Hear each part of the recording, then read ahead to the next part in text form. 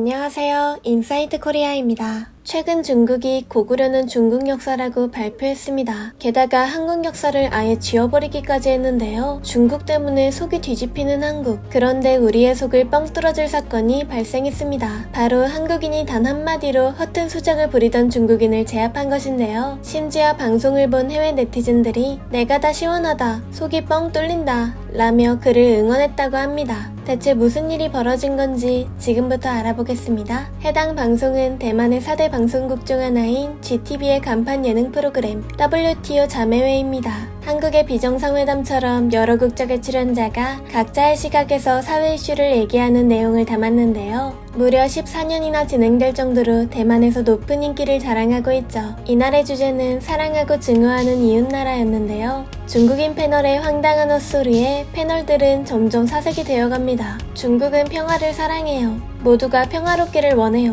고구마를 100개 먹은 듯한 중국인의 발언. 왜냐하면 중국은 그 어떤 국가보다 주변 나라들을 가장 괴롭혔기 때문인데요. 평화를 막는 장본인이 역설적으로 평화를 외치는 모습에 다른 패널들은 표정이 굳어지고 말았습니다. 방송을 이끌어가야 하는 사회자들도 기가 찬다는 듯이 눈동자를 이리저리 굴렸는데요. 이때 한국인 패널이 묵직한 한 방을 날립니다. 팩트 폭격으로 중국인을 제압한 한국인 패널의 이름은 카이랑으로 대만에서는 대구 오빠로 통합니다. 카이랑의 사이다 같은 저격에 패널들은 결국 웃음을 터뜨렸습니다. 다른 패널들도 그녀의 뻔뻔함을 더 이상 참을 수가 없었는지 중국인을 향해 그만하라며 화제를 전환시키려고 했죠. 한국인의 촌철살인을 본 대만 네티즌들은 크게 환호했는데요.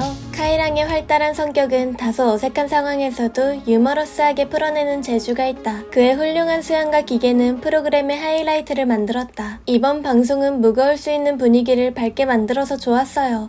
카이랑 최고. 생각이 있고 남을 화나게 하지 않으면서 자신의 관점을 유머러스하게 잘 표현했다. 예능 프로그램이라는 분위기에 맞춰서 적절하게 뼈대 있는 농담을 던진 카이랑. 이 기세에 힘입은 카이랑은 이미지 변신을 꾀하던 중국을 막을 결정타까지 날렸습니다. 미세먼지 자료와 함께 황색 도시가 된 베이징의 사진을 보여주며 대기오염의 주범인 중국의 실체를 제대로 폭로한 것이죠. 더 이상 빠져나갈 구멍이 없는 중국. 한국을 상대로 역사 왜곡을 서슴지 않았던 중국은 이런 식으로 해외에서 착한 이미지 만들기에 돌입하고 있었습니다. 만약 한국인 패널이 현장에 없었다면, 그리고 한국이 제대로 된 자료를 가지고 있지 않았다면 중국의 날조에 모두가 속아 넘어가는 끔찍한 상황이 벌어질 뻔했는데요. 중국이 아닌 해외 방송에서도 이렇게 활개를 치는데 중국 내부에서는 얼마나 더 많은 왜곡 행위가 벌어지고 있을지 상상만 해도 소름이 끼치는 상황. 중국의 이런 역사 왜곡과 이미지 변신은 예전부터 이어져 왔는데요. 동북공정의 공식적인 역사만 해도 무려 20년이 넘었다고 합니다. 최근에도 심각한 동북공정이 벌어졌는데요. 중국이 진행된 한중일 고대 청동기 전시회에서 중국이 고의적으로 한국사를 바꾼 것이죠. 한국의 국립중앙박물관이 만든 자료를 그대로 사용하지 않고 중국 마음대로 편집했는데요. 한국사에서 가장 넓은 영토를 차지했던 시대,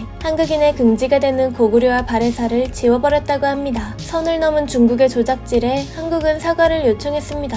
하지만 중국은 사과는커녕 전시실에서 아예 한국사 연표를 빼버렸는데요. 김치, 한복부터 시작해 드라마, 이제는 역사까지 대놓고 빼앗으려고 합니다.